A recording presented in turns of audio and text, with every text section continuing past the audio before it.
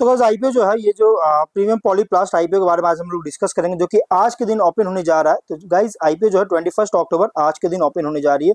23 अक्टूबर close किया जाएगा। ये जो आईपीओ 3 डे आईपीओ ₹10 का फेस वैल्यू, 46 टू 49 रुपीज पर शेयर की प्राइस बैंड, 3000 शेयर्स की lot size, total issue size 26.2 crore का, 53,46,000 शेयर्स का इशू किया जा रहा है, जो कि फुल्ली फ्रेश इशू है 26.2 करोड़ का। और ये book build issue IPO NSE SMA पे लिस्टेड होगा। लिस्टिंग डेट रखा गया 28 अक्टूबर का। अब प्राइस बैंड जो रखा गया है, ये अलॉटमेंट डेट जो रखा गया 24 अक्टूबर का डेट रखा गया। 25 अक्टूबर रिफंड्स रिलीज करने का डेट रखा गया। शेयर्स डीमैट अकाउंट में क्रेडिट किया जाएगा 25 अक्टूबर को। और लिस्टिंग डेट 28 अक्टूबर, जो मैंने ऑलरेडी बताया। और ये जो ऑफर दिया गया क्यूआईबी को 10.04% का, बहुत ही कम ऑफर दिया गया है। रिटेल को 44.98% का, एचएनआई को 44.98% का ऑफर दिया गया है। अब बात करते हैं इस कंपनी में एंकर इन्वेस्टर तो ऑफर नहीं दिया गया। और इसके प्रोमोटर है चेतन नागेंद्र दावे, डॉक्टर लोपा चेतन दावे, और प्री इशू होल्डिंग 95.45% का, पोस्ट इशू 68.73% का होल्डिंग देखने को मिल जाएगा। अब बिजनेस की बात करते हैं। प्रीमियम पॉलीप्लास्ट लिमिटेड जो है 1995 में फाउंड किया गया था, जो कि डिजाइन मैन्युफैक्चर सप्लाई करता है एक्सटीरियर, इंटीरियर और हुड प्लास्टिक पार्ट्स का, जो कि डायरेक्टली कॉमर्शियल व्हीकल मैन्युफैक्चरर्स को। और इसका जो ये कंपनी जो अलग अलग injections, blow moulded plastic parts का मैन्युफैक्चर करता है वाइड रेंज ऑफ इंडस्ट्रीज और एप्लीकेशंस के लिए। कंपनी का प्रोडक्ट पोर्टफोलियो में इंक्लूड है automotive parts, industrial plastic parts, packaging components, जो कि यूज होता है वैरायटी ऑफ इंडस्ट्रीज में।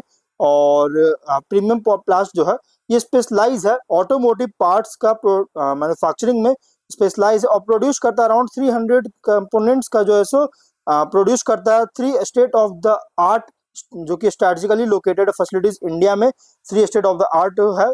और जो 3 जो है स्ट्रेटेजिकली लोकेटेड मैन्युफैक्चरिंग फैसिलिटी है, और 2 जिसमें से 2 है पीतामपुर मध्य प्रदेश में, और एक है वसई महाराष्ट्र में, जो कि इंस्टॉल कैपेसिटी है प्रोडक्शन फैसिलिटीज का 1975 मिलियन टन पर एनम का। स्ट्रेंथ की बात करेंगे, लॉन्ग स्टैंडिंग रिलेशनशिप है कस्टमर्स के साथ, एस्टैब्लिश कस्टमर्स के साथ, जिसके कारण कस्टमर बेस को और पोटेंशियली एक्सपैंड भी कर रही है। और कंपनी का जो है wide range of specialised plastic products का जो अलग अलग कस्टमर सेगमेंट्स में ऑफर कर रहा है। रॉबस्ट डिजाइन ऑप्टिमाइजेशन कैपेबिलिटीज है, सस्टेनेबल बिजनेस डेवलपमेंट है, और existing customer and supplier relationship, strategic location है प्रोडक्शन यूनिट्स का, सर्टिफिकेशन है दिया गया अकॉर्डिंग टू क्वालिटी स्टैंडर्ड्स और क्वालिटी इंस्पेक्शंस के, और एक्सपीरियंस प्रोमोटर्स और एक्सपीरियंस्ड मैनेजमेंट टीम है। फिनेंशियल की बात करेंगे तो 22 में 31 करोड़ का रेवेन्यू, 77 लाख का प्रॉफिट, 23 में 44 करोड़ का रेवेन्यू, 1.5 करोड़ का प्रॉफिट, 24 में 46.7 करोड़ का रेवेन्यू, प्रॉफिट है 4.7 करोड़ का। फर्स्ट क्वार्टर 25 में 12 करोड़ का रेवेन्यू, 1.4 करोड़ का प्रॉफिट है। फिनेंशियल अगर देखा जाए तो जो टॉप लाइन है 23 में तो ग्रोथ हुआ, लेकिन 24 में स्टैटिक परफॉर्मेंस था, उतना ज्यादा ग्रोथ नहीं किया 24 में 23 कंपैरिजन में। लेकिन टॉप बॉटम लाइन जो है प्रॉफिट जो है सडन बूस्ट हुआ 24 में। ये सिर्फ डाउट क्रिएट नहीं कर रहा, बल्कि सस्टेनेबिलिटी को लेकर भी ये कंसर्न रेज कर रही है। वहीं अगर हम बात करेंगे इस कंपनी के कुछ रिस्की पॉइंट की बात करें, कुछ और रिस्की पॉइंट का, तो प्रीमियम प्लास्ट जो है इसका रेवेन्यू डिपेंडेंट है सम की क्लाइंट्स पर, particularly VE commercial vehicles limited पर। और सिग्निफिकेंट पोर्शन रेवेन्यू जो है सो वी कॉमर्शियल व्हीकल्स जो जनरेट कर, इसमें कंट्रीब्यूशन है 22 में 85.86% का, 23 में 81.2% का, और 24 में जो है सो 84.45% का, फर्स्ट क्वार्टर 25 में 84.6% का कंट्रीब्यूशन है। और जबकि टॉप 10 कस्टमर्स कंट्रीब्यूट दे रहा है 11.8 करोड़ का, 97.16% का कंट्रीब्यूशन है फर्स्ट क्वार्टर 25 में। 24 में 45.8% का था, 45 करोड़ का। 23 में 97.79% का था, 43 करोड़ का। और 22 में 95.1% का था, जो कि 30.5 करोड़ का था। तो गाइस यहाँ पे रेवेन्यू फ्रॉम ऑपरेशन जनरेट किया था, ये बहुत ज्यादा डिपेंडेंट है। और कस्टमर इसलिए कंपनी जो है कोई भी एनी फर्म कमिटमेंट्स नहीं किया है किसी भी मेजर क्लाइंट्स के साथ, और इसलिए कोई भी अगर लॉस होता है क्लाइंट्स में या फिर बिजनेस में रिडक्शन होता है, तो कंपनी का ऑपरेशन रेवेन्यू को एडवर्सली अफेक्ट कर सकता है। मेजर पोर्शन कंपनी का रेवेन्यू जनरेट किया जा रहा है सिंगल सेगमेंट से, ऑटोमोटिव मोल्डिंग प्रोडक्ट डिवीजन से, जिसमें सेगमेंट कंट्रीब्यूशन है 22 में 80%, 24.7 करोड़ का, 23 में 36.1 करोड़ का, 82% का, 24 में 39.23 करोड़ का, 84% का कंट्रीब्यूशन इस सेगमेंट में। कोई भी डिस्ट्रप्शन अगर होता है इस डिवीजन में, तो कंपनी का ऑपरेशनल फिनेंसेस को डिट्रीमेंटल कर सकता है, अफेक्ट कर सकती है।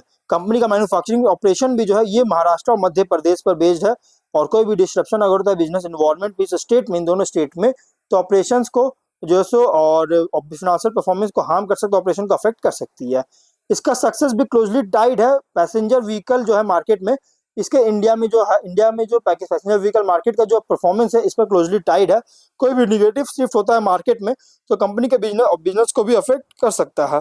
वहीं अगर हम बात करें जीएमपी का, तो कंपनी का जीएमपी 10 रुपीज का, जिसके अकॉर्डिंग 20% का लिस्टिंग मिल रहा है, जो कि बहुत बड़ी नहीं है बल्कि ठीक ठाक अच्छी लिस्टिंग दे रहे हैं, डिसेंट लिस्टिंग मिलने जा रही है।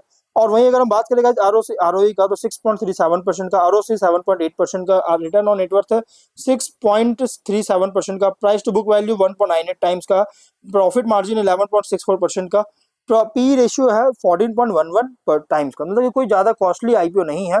और इसके ऑब्जेक्टिव क्या है, तो कंपनी जो है मध्य प्रदेश पीतामपुर पर जो मैन्युफैक्चरिंग फैसिलिटी है तो जो इसका एक्सपेंशन करना चाहती है, और जिसमें मशीनरी का परचेज करना है, कैपेक्स करना चाहती है, कैपेक्स से फंडिंग चाहती है, जिसमें roof top grid solar power plant का एग्जिस्टिंग मैन्युफैक्चरिंग फैसिलिटी में सेटअप करना चाह रही है, और लोन एज कड़ी पेमेंट करना चाहती है, जनरल कॉर्पोरेट पर्पस और ऑफर रिलेटेड एक्सपेंस भी करना चाहती है, जिसके लिए आईपीओ लेकर आई है।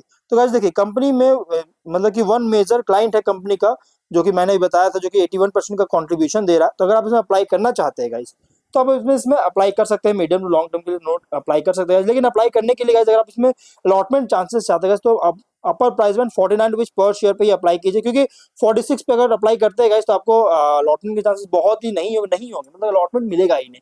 बल्कि अगर आप 49 रुपीज पे अप्लाई करते हैं गाइस तो आपको अलॉटमेंट मिलेगा। 49 पे अगर आप अप्लाई करते हैं तो आपको अलॉटमेंट चांसेस बहुत ज्यादा होंगे कि मिल सकता है। डिपेंड करता है सब्सक्रिप्शन कितना हो, तो उसके अकॉर्डिंग गाइस डिपेंड करता है कि कितना अलॉटमेंट मिलेगा या फिर नहीं।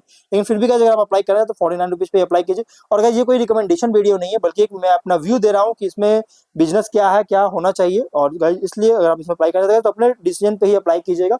तो हम लोग जो है वीडियो कहीं पर एंड करते हैं। अगर कोई डाउट है कमेंट बॉक्स में पूछे। मिलते हैं नेक्स्ट वीडियो में।